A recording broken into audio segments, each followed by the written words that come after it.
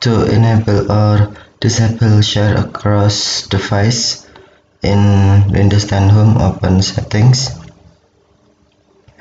click or tap Start menu icon, and then click or tap Settings,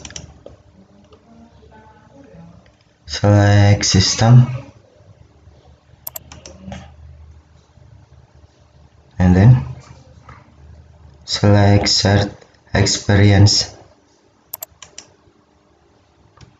Then scroll down on Share across devices, tap switch until on to enable or tap until off to disable.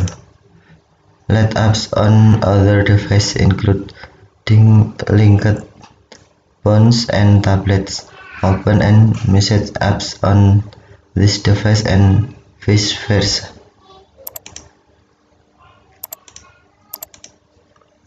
Okay, thank you for watching.